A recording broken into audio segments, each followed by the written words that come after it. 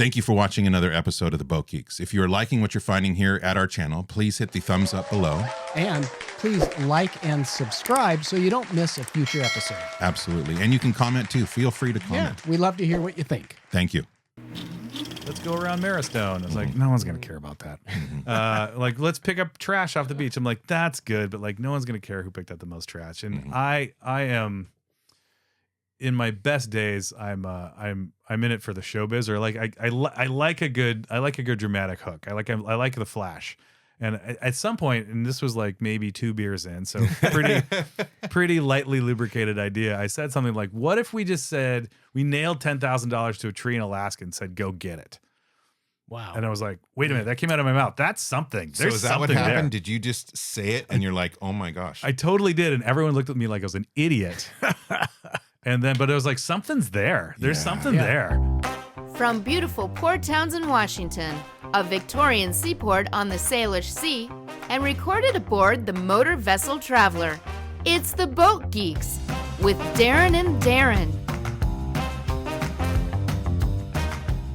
Welcome to the next episode of the Boat Geeks. I am your host, Darren. And I'm your other host, Darren. And today we have a very special guest joining us. It's Jake Beattie, CEO of the Northwest Maritime Center. Welcome, Jake. Hey, thanks. And if it's helpful, I'm happy to be called Darren for the day.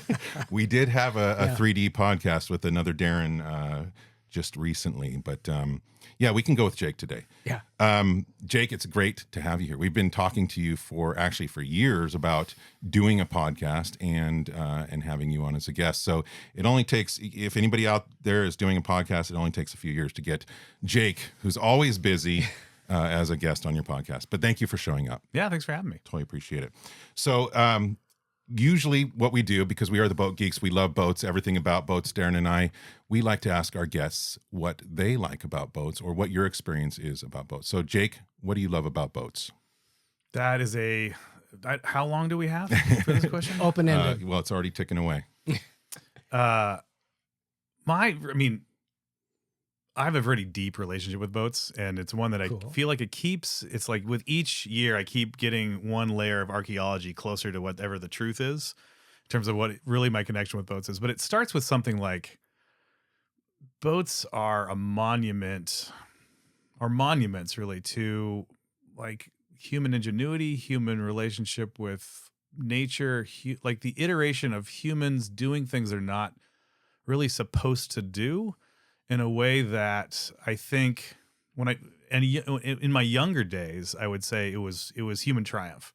And as I get closer to wherever I am now, I think it's something like in our best moments, we can evolve along with this incredible natural universe that we're a part of and find ways of being in relationship with it. And for me,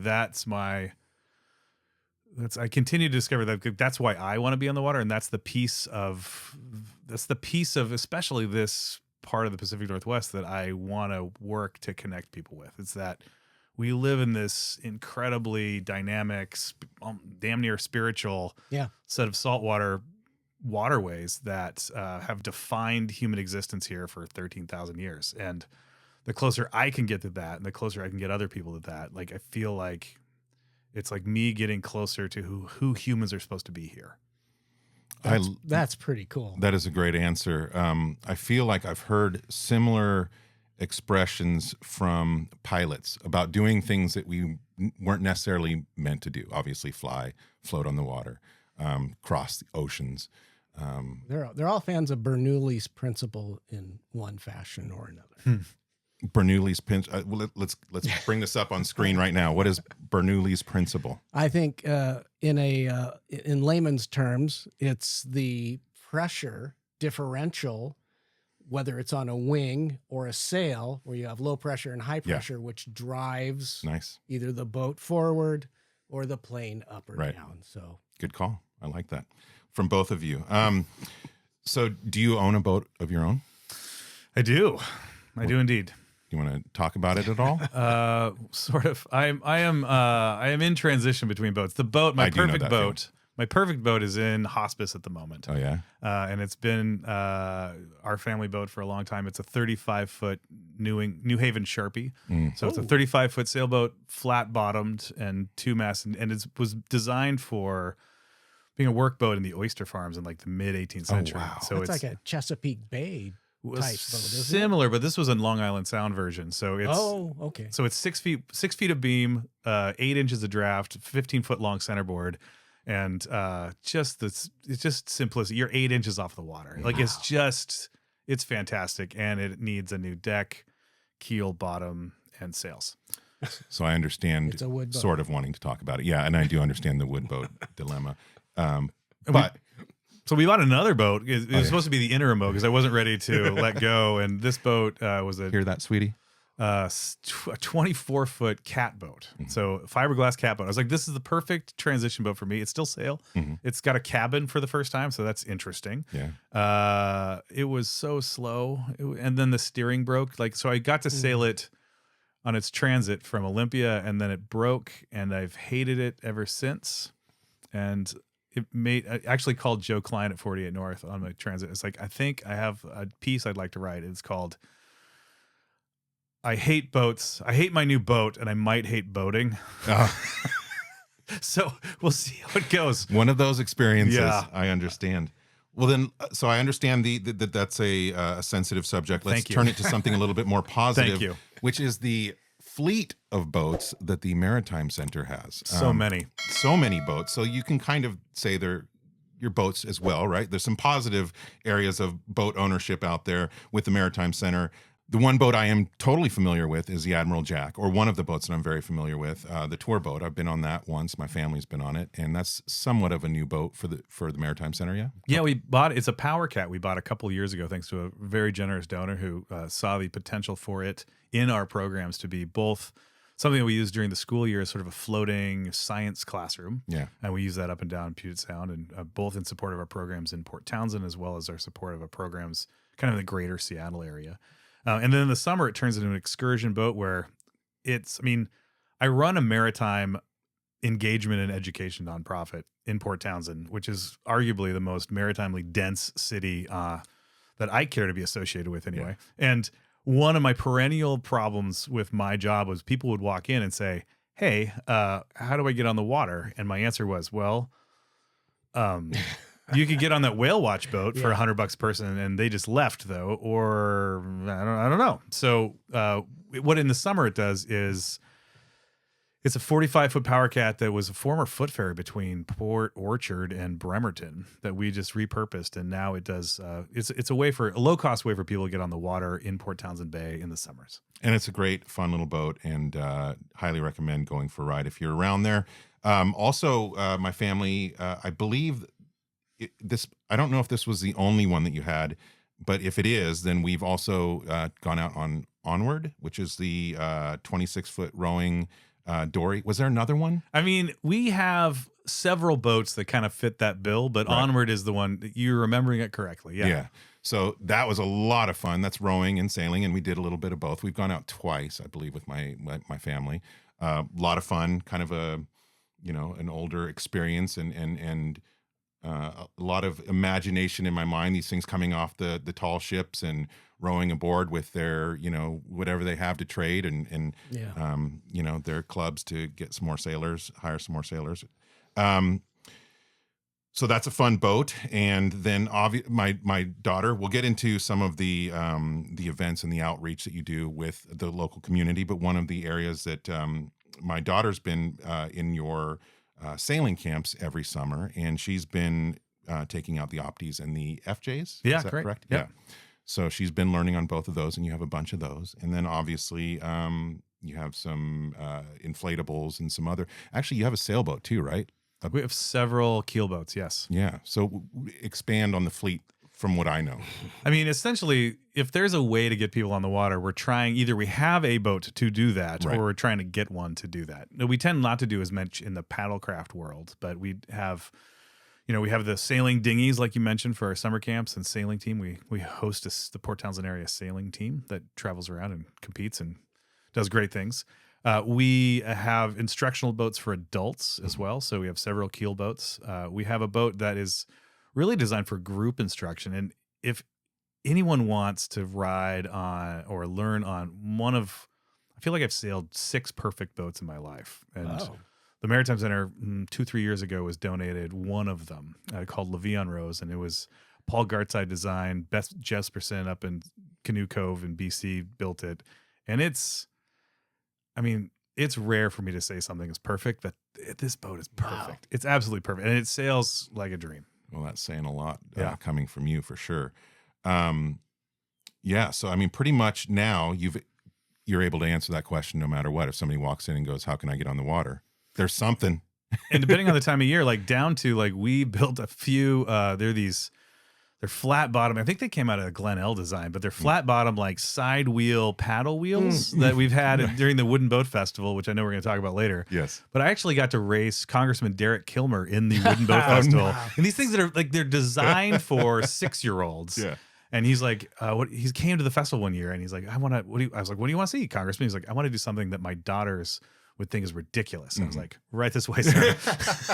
I've always thought that those little paddle boats would be a great educational tool to show power boaters that have twin engines how the twin engines can work. Because you just go you can side wheelers are just in general, regardless of the side of the boat, the most maneuverable boat there is. And so it might create a sense of false optimism unless your props are truly outboard. Well, yeah, some people just have a tough time realizing how to use twin props. Yeah. I don't know. Maybe it won't work. Well, it could be fun to try. Yeah, it sounds like something to try. Now, can people donate to the fleet? Is that something that you guys are open to? You mean in terms of boats? Boats, I'm talking about. Or, I mean, if somebody wants to donate funds directly to maintaining your fleet or something like that. But I meant boats, yeah. Funds are always preferred, to be honest with you. Of course. We do have a boat donation program, and 90% of the boats that we actually accept, we have to do so we're going to accept this. First, we're going to see whether the programs we're going to do fit the boat. Mm-hmm. And I just want to be honest with people. Like, a lot of people, and I understand, like my hopes and dreams are in my boat. And as soon as it went into hospitals, like, who can I find? It's a program, but like, it's, of course, unless it really fits the profile of learning opportunities we're creating, then it's most likely going to get sold and we're going to find we're going to find the right home for it. Cause we really care about making sure that we can pass it on. And often what we do is we sell boats at a really affordable price because we're really interested in the access into the activity of the sport, whatever you want to call it. But it's probably 1% of the boats that we accept actually end up being part of our instructional fleet. Well, that makes total sense. All right, well, let's talk about the Northwest Maritime Center. Your mission on your website is the mission of the Maritime Center is to engage and educate people of all generations in traditional and contemporary maritime life in a spirit of adventure and discovery. I thought that mission statement was perfect because just my experience of living here in Port Townsend for the last 6 years and what the Maritime Center has done and provided for us, my family, and for the community and the growth that you've done over the last few years, I feel like it just absolutely nails that mission statement. Thanks. Yeah. I mean, so, and especially the spirit of adventure and discovery.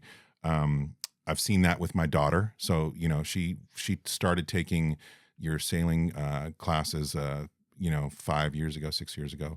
And it was really, she discovered sailing. And so I got to see that. And then she's gone back year after year. And we'll get into your outreach. But I also found the history of the Maritime Center very interesting.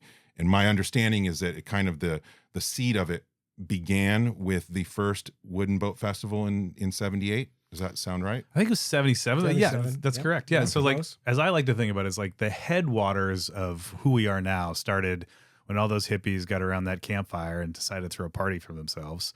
And it became the Wooden Boat Festival, and 46 festivals later, minus however you do COVID, it's still going. It's still the biggest one in North America. And the history kind of goes, and this is inaccurate, but it's good enough for narrative purposes. This is a Reader's Digest version. Yes. Right? Yeah, it's close enough. Yeah. 10 years of Wooden Boat Festival led to then some programming for young people, which 10 years after that led to, hey, maybe we should find a home which 10 years after that, the Northwest Maritime Center campus was built. And then we've grown into our campus since then. So it's, as of now, it used to be we were really festival driven and we do things around the festival. And now the joke of the Maritime Center is we'll do it in the slow season because like there actually isn't a slow season. Yeah. We're almost busier now than we are in August. Wow. Almost, not quite. Yeah, but that's amazing that you have been able to take on so much and employ so many people and stay busy year round and provide the services that you do for the community and people interested in sailing, people that are interested in bettering themselves, anything. I mean, it's kind of overwhelming, honestly, going to the website because there is so much there. How many different organizations are under the Northwest Maritime Center umbrella? Well, it's one organization. So it's not like a confederacy, I guess. Right. There's some things that are, I guess, notable in that they seem like their own thing. So we have a set of educational programs that are just for boaters and for people who want to build a boat and for people who want to come to our boat shop in Port Townsend and mess around or build their own project. Joel, our boat shop manager, created a program called Boat Shop with Benefits. So nice. If you have a so good. He's married and faithful, so like don't read too much into that. But it's if you have a project and you have the idea of how to get it done, but maybe not the tools or the expertise, you can come and we have experts around. So we have that set of programs. We also have some navigation programs. We have a simulator that's for recreational boaters and for. We actually right now today there's someone who's training for their pilot's exam, so they want to become a professional Puget Sound pilot. Mm-hmm. So they're up there on our simulator, making sure they know how to use the software so it doesn't get in the way of showing their aptitude. Sure. We've got on the water sailing classes. Mm-hmm. We have a library that is actually part of the public library system, so you can go on. I went online yesterday for the first time. Imagine this, 13 years in, I've never actually checked out a book. I've always just gone in, but I did that yesterday. You can check out a book with your regular library card. Oh, that's so cool. We have a rowing, we rent space for people with rowboats. So if you have a rowboat and you're in the area, you can, store it there. There's a couple of rowing clubs that work out of there. We have a marine thrift store. So when I was coming up as, an outward bound instructor who was living on the boat I was building, like there's no way I could afford to pay rack rate for bottom paint or marine hardware or anything really, rigging, sails. So like these consignment stores were really important to me. And they all kind of went out of business all at the same, like it was like 2012 and they had like all four of the big ones had gone out of business. So we started a different version. So it's a donation only around like, how do we just get more people doing stuff on the water, especially if they can't afford to pay rack rate at West Marine or whatever? 48 North is part of us, sailing magazine of record, I think, in the Puget Sound, Pacific Northwest. We have a whole set of races and rallies. So I do want to get to your events in terms of. So 48 North, we saw them at the Seattle Boat Show just a few days ago. I've been reading that magazine since the late 90s. God, yeah. In Portland, Oregon. Totally. And we used to go to West Marine, and when the issue would come out, and dream about coming up to the San Juan Islands, those of us that live down there. So. This episode of the Boat Geeks is sponsored by The Boater's Guide, a free app for Pacific Northwest boaters. The Boater's Guide is adventure and information, right at your fingertips, right when you need it. Find your happy place with the Boater's Guide, a free download on your phone or tablet in the App Store and Google Play.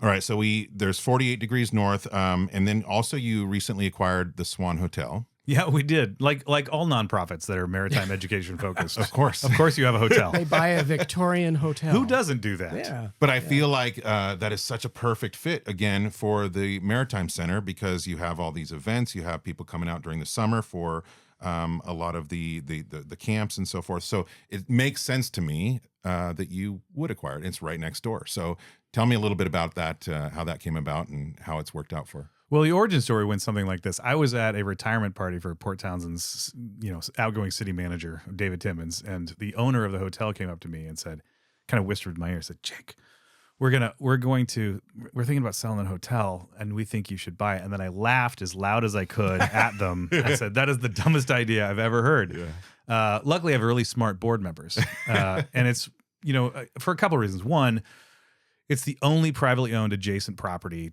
to the Northwest Maritime Center's Port Townsend campus. So, we, right at this point, we've got 80 plus employees on an ongoing basis. We continue to find things to do that makes us grow. If we're going to grow our facility, it's probably the only spot we can do that. Mm-hmm. So it's kind of a hedge against the future, but it's a going business concern. And one of the opportunities that I saw, both for our programs and whenever I think about what we're doing, I always think about sort of what's the Port Townsend GDP, like what's the bigger effect on our community. And before we owned a hotel, we could really only do as many programs as we can afford, because even if they break even, they don't really break even. Most education programs, you lose money on them. You do them for the mission. Mm-hmm. Hotel rooms make money. So if there's a way for us to pair the thing that makes money with the things that loses money, all of a sudden the question becomes not how many can we afford to do, but how many do people want? Yeah. And if we do them mostly when there's an opportunity for rooms in the Swan, which, it's that after the Wooden Boat Festival in September, all the way through, through the winter and into the spring, mm-hmm. we can bring new visitors to Port Townsend, mm-hmm. and that actually helps the whole downtown core as well. Yeah. So it's a win-win-win-win-win. Yeah, we like those. Oh, yeah. Absolutely. Okay, so with the center itself and this whole facility that you have, so this I think it began construction in 2008, finished construction in 2009, and has just been a hub of boating activity and education in the Port Townsend area. Obviously, I said my daughter's been involved in the camps, and I've even been involved in some of the adult education programs there. A lot of amazing facilities and resources for people. Can you kind of expand a little bit on the education side of things and where that might be going for the Maritime Center now and in the future? Sure. I mean, it's interesting, and a conclusion I came to a few years ago is that while there are pieces of our organization that are done by other organizations around the country in the region, we're the only one that I know that, regardless of how young you are or how old you are or how new to boating you are or like how professional you are, like there is an experience and an education offering for you all along that journey, so that once you're in the flow, you can come in and come out, but there's something for you now, and there's a next step. Mm-hmm. And so for us, that means we have fun programs for youth and adults, right? We have summer camps for people as young as 5. We have summer camps for adults who come and they show up and they show up next to a pile of wood, and they have in the beginning of the week, they have a pile of wood and a half a clue. And at the end of the week, there's a boat, right? Like there's some fantastic things for anyone to do who's just getting into it. A big part of our focus in the recent years has really been doubling down on the stuff we do with public schools.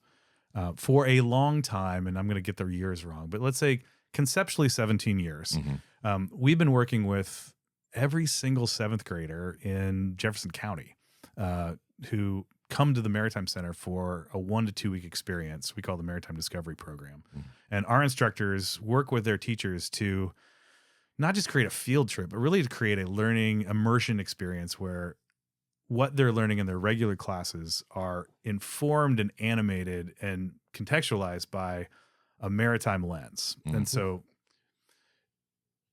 algebra class isn't just algebra for algebra's sake. Mm-hmm. It's a navigation problem where you're doing time, speed, distance problems on a chart on the real world. My cool. daughter, when am I going to use this? Totally. Yes. Well, so in algebra class, you do that. In PE mm-hmm. class, you actually go on those open boats you mentioned, mm-hmm. where it's a rowing and sailing boat. It's a replica of a 18th century ship's boat. Mm-hmm. And you're learning how to row and sail, but then you row and sail the navigation plan you made in algebra class. Wow. Then you come and learn about the history. There's a boat that's built. So it's this, when am I going to learn this? You're going to need to know it like tomorrow, mm-hmm. because you're going to have to actually test what you did and apply it. And I love it because it's actually how the world works, right? Like mm-hmm. the subjects, it's not like you do math in your job and then you do English, right? Like it's all the reasoning and all communicating all at once, right? So that's been going on for a long time, and on that on the success of that, we built the Port Townsend Maritime Discovery Schools project, which created a blue thread of learning through all of the grades, and culminating in a high school program that we now host. It's called the Port Townsend Maritime Academy. It's a full year, half-day program that's now in its 4th year. Wow. For any high school student who can come, and they get high school credits. They get industry certifications, so they get their first aid. They get some, like they're doing damage control drills and firefighting. It's small outboard maintenance projects, small boat handling. I don't know if they still do. They used to get their food handler's permit because sure. the idea is galley work, right? Totally. Like when you're a new deckhand, right. You're probably making food. It would be great if you didn't kill everybody. That's a good start. That sounds so cool. Like that's something I would like to do now. It's pretty great. When I go to work in the morning and there's like 17 students in like full on Gumby suits in the bay doing like survival drills. I'm like, that's school. They're doing school right now. How cool. Yeah. So if somebody is interested in this program, just head to the website at NW Maritime Center, or no, nwmaritime.org, and they can find out about the high school program there. Port Townsend Maritime Academy. It's actually a collaboration between us and something called the West Sound Skills Center, which is out of Bremerton School District, actually. Okay. Yeah, that sounds great. And any student who can get here can be a part of it. Like we've had students as far south as Gig Harbor. Nice. We've had students from Coopville who would take the ferry over in the morning. It was super cool. Well, it's worth it. Sounds like I would do it too. Now, a lot of events throughout the year. Obviously, everybody knows Race to Alaska. We'll get there. But coming up, you have the Shipwrights Regatta, February 24th. What is that about? That had an interesting history. It just started off with a bunch of shipwrights wanting to go out and sail, right? And turned into an annual event. It's an annual event. It's like, I feel like every other year it's either a really great sail or like it is the stormiest, coldest. Well, that's sailing, right? That's it's especially sailing in February though, right? Yeah, of course. But it's a really fun event, and one where kind of the oral history on that event is that the oral tradition, I guess, is that if you show up to the skipper's meeting, you'll get on a boat. So it doesn't if you're just interested enough to show up, like the whole idea is to have fun and get people out sailing. So it's a fun one. Then you have the 7048 on May 31st. That's actually my birthday. Congratulations. Thank you. So what is the 7048? 7048 is an event we started kind of in the wake of Race to Alaska, and it's a human power or muscle power only race from Tacoma to Port Townsend.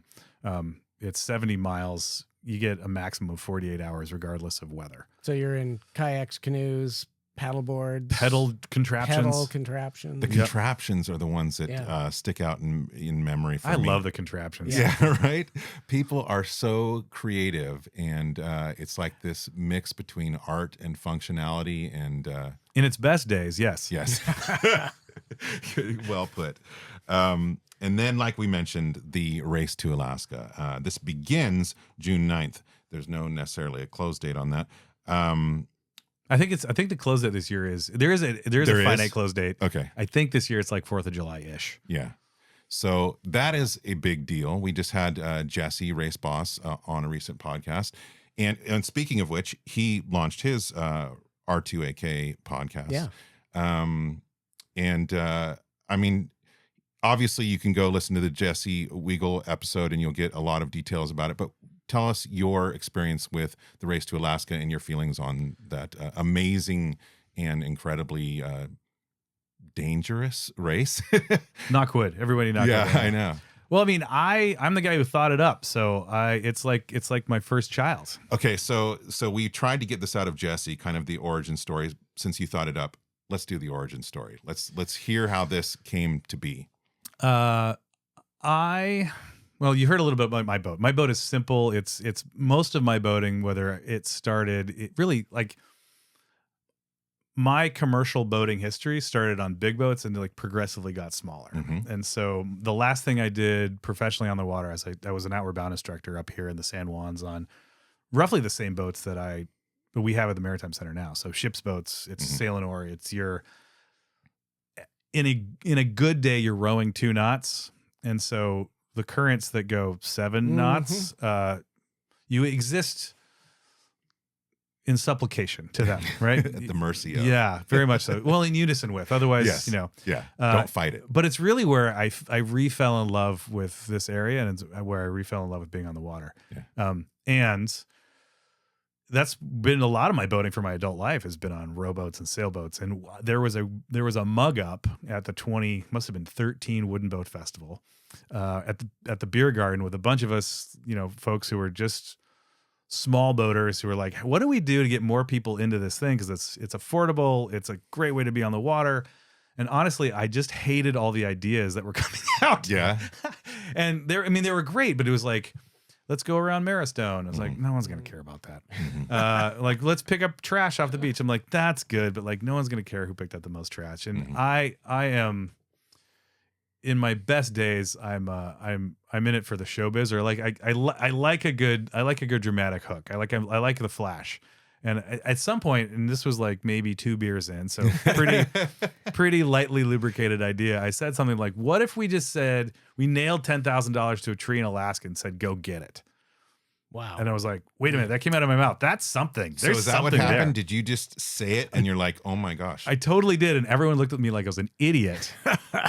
But it was like, something's there. There's something there. And there was, obviously. I'm Because so now, glad you how thought many of that. how many years later now? Well, this is, I think, It started in 15. 15. We had to take 2 years off, so I think Right. this is year 6 or 7. Math's not my strong Doesn't suit. matter. And there have been some amazing stories and adventures had by all. We featured the trailer for The documentary. the documentary. Wow. And Did you guys see the documentary? Yeah. yes, So Wow. good. Wow. I know. I'm biased, but so good. Well, you're in it and you're good. Yeah. They actually gave me an IMDb page. Like, it says Oh, starring yeah. Good for Jake you. Beattie, Yeah. which I think is hilarious because Nice. of all the people to play myself, I think I do a pretty convincing job. Yeah, I'm I'm convinced. You're a perfect guest on the boat Geeks, because I remember for the 38th annual Wooden Boat Festival, Pacific Northwest Boater, we did a video. We did a few videos for the Wooden Boat Festival, and you were kind enough to let us interview you. And The 38th? it was Was I there already you still? had just started. I Whoa. think. I was just a So, pup. Yeah, you were brand new, but you're in the video, and we'll have to play the clip because Here it it's is. great. It's my favorite part. Well, that and the Virginia 5 going out of Point Hudson, that was always thrilling. But you basically said you are just a boat dork. I am. I still and am. I loved that, because that's Yeah. I'm like, oh, you're my kind of guy. We were Yeah. this close to calling ourselves a boat dork. But But there's a copyright infringement. yes, clearly. exactly. You have it. I first came to Port Townsend because of the Wooden Boat Festival, and I am a diehard boat dork. So I come for the boats, and I come for the people, and I come to see sort of my heroes of the boating world. Yeah. So the I think what really appeals to me about the Race to Alaska is the adventure aspect. I think that's what appeals to me in boating in general. I love since I was a kid, Star Wars, Star Trek, the idea of just going out and adventuring, discovering. That's what I love about boating. That's why I love cruisers and the Pacific Northwest. I mean, there's just so much to see up here. And I think the Race to Alaska really appeals to me in a spectator way. Yeah.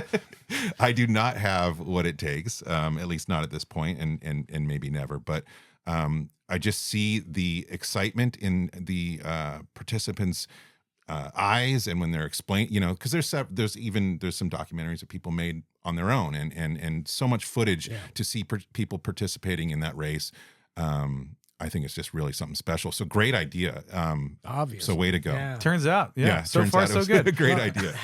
How has the Race to Alaska done in terms of raising the awareness level of the Maritime Center? I mean, because that's a shining star for the Maritime Center. Yeah.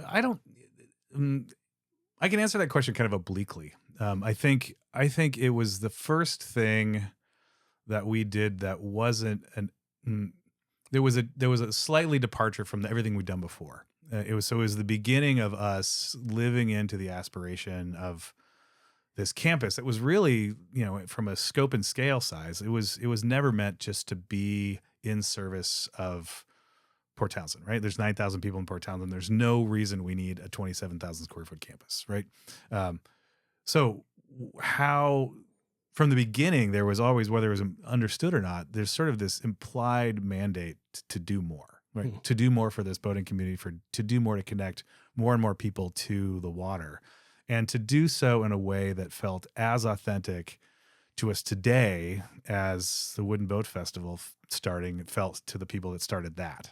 And so it felt like it was the next sort of like piton in the rock faces, of us climbing to our future. Cool. And it really led to a bunch of interesting new projects. Like, I think it's pretty easy to draw a line between starting the Race to Alaska and 48 North magazine coming on. And then when we brought on Salish Sea Expeditions, which was a marine science nonprofit that we acquired 5 years ago now, like there's a pretty, from what we were able to do and the way people started paying attention to us in a different way, I think they started paying attention to Port Townsend in a different way. And so it was really like being who we are now really led, like, and this is one of those like leadership lessons for me. It's like, if you can be fully who you are, like there's usually power in that. And that, I think, really, for the Maritime Center, led us to a bunch of doors opening that we didn't even know existed before. Wow. Great way to put it. Blew those doors open, I would imagine, too. Yeah. And as a boater and living in the Port Townsend area, I'm very proud of our Maritime Center. Like, it's... we are. You know? Thanks. Like, there's... You're like a beacon. You're the But flagship. Not that I intermittently flash people. Well, no. But, I mean, we've got Boat Haven, we've got the boat yard, which is just really famous, and then the Maritime Center. Yeah, I think. I mean, I think Port Townsend, I think the Maritime Center and the Wooden Boat Festival are really part of this symbiotic ecosystem in Port Townsend that I don't know that exists anywhere else, at least that I haven't seen. Yeah. And that it's us and the festival. As one big set of ways to translate and engage people. Yeah, there's the boat school that trains people that maybe get excited and they come to the Wooden Boat Festival and then they head there.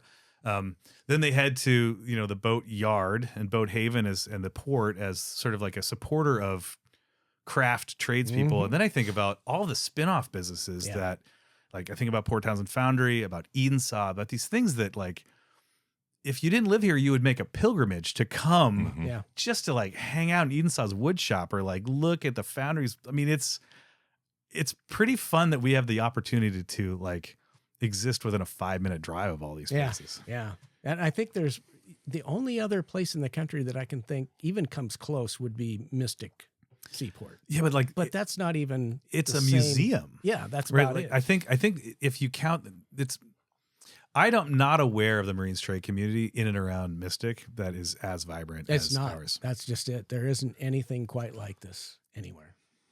And I would say, and I would imagine you get people coming up fairly regularly saying some certain aspect of the Maritime Center changed the course in their life. For example, it did me and my family.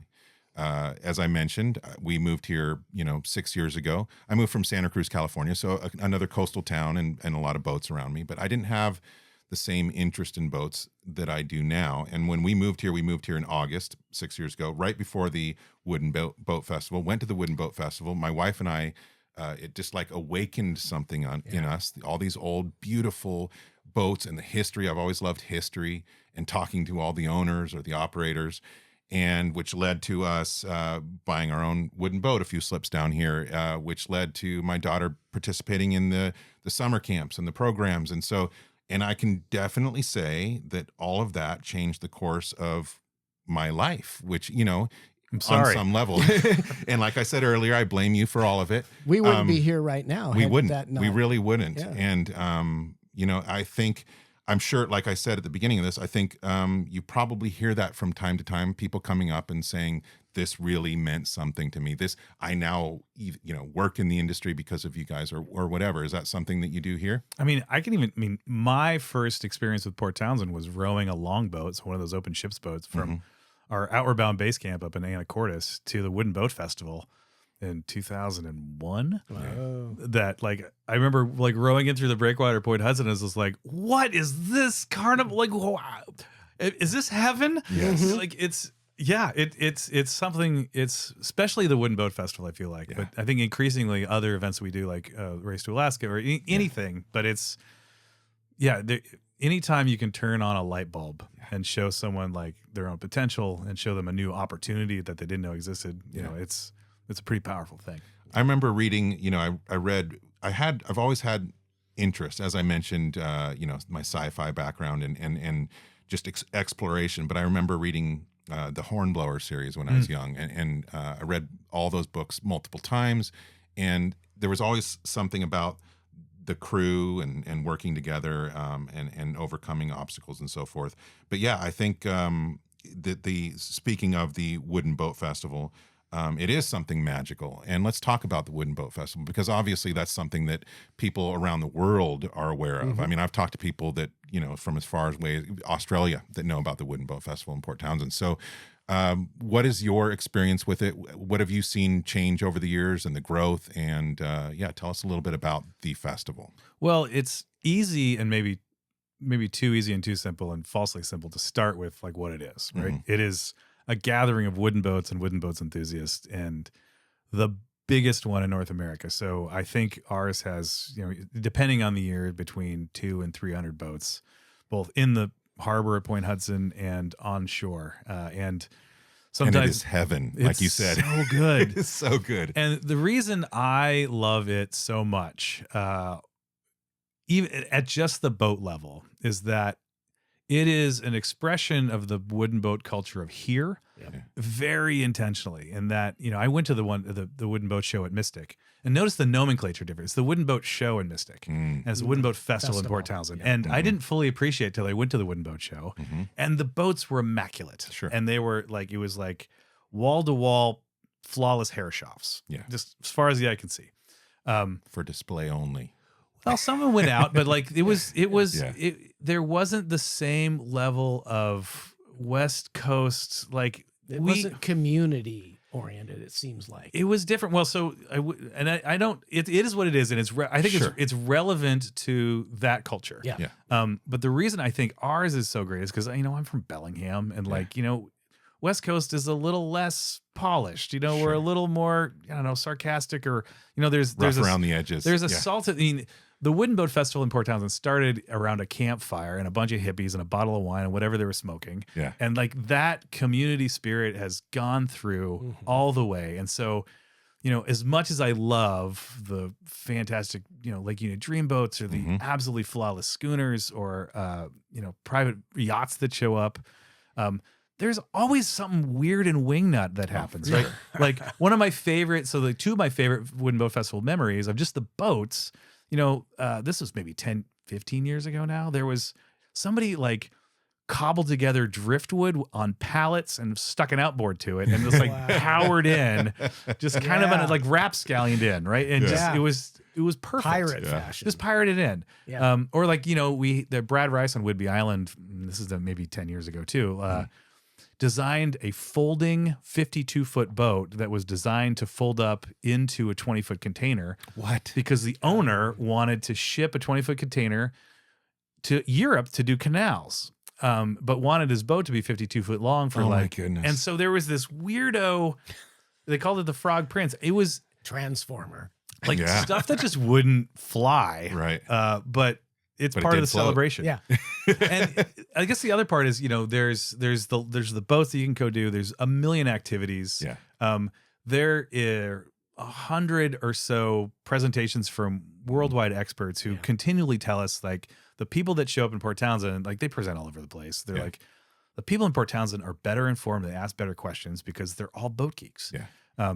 And then the party goes on until like the neighbors complain, basically, right? So like every night, and this is getting harder for me, like I try to be the last one out, and it's not easy because, you know, captain goes down with the ship. That's right. Yeah, you've got lots of vendors, all kinds of interesting, you know, ship or boat related products, and people with knowledge. Great food. I always, that corn on the cob near the entrance always gets me. Lots of great beer, just everything. It's such a good time. Like, it is. You can get lost there. You lose the time. You lose just everything. In I do really think it's obviously everybody thinks it's something immensely special, and I do agree. It is such a great representation of this boating community in the Pacific Northwest. I love it. I mean, it's just such a good time. So I hope people get out here. That is September 6th to 8th this year.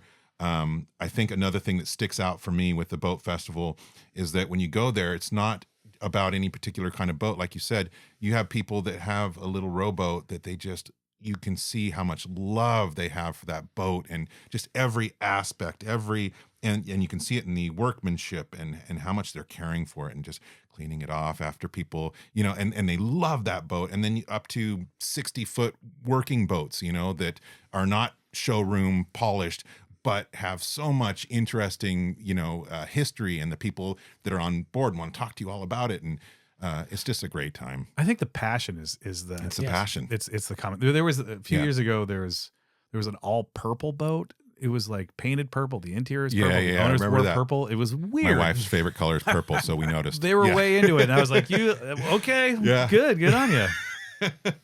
I think the other thing that I find great about the festival is that there's a balance of things staying the same and things changing, because I think that's also kind of a West Coast thing, right? Like we never stand still. Yep. So one of the things I'm most proud of the last year, and it's into the future, we created something called the Future of Maritime Tent, which is essentially our attempt to try to welcome in people other than like white guys with beards, because there is a representation issue, and where there's not a lot of space for people of color, for women, for queer folks. Yep. And so we basically was like, let's be intentional about making sure that everyone's welcome to the Wooden Boat Festival, because like that's how this started, right?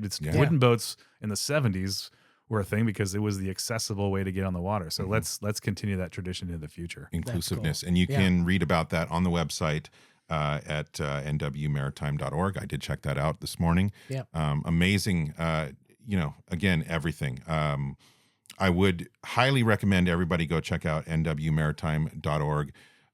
You can spend hours there. Like I said, I was overwhelmed with how much you guys are doing and involved with in a very positive way. Subscribe to the newsletter. Yes. We just today. Just got this one this morning saying the camps are coming up. Summer camps. Oh, yeah. So they fill up fast. Yeah. So They do.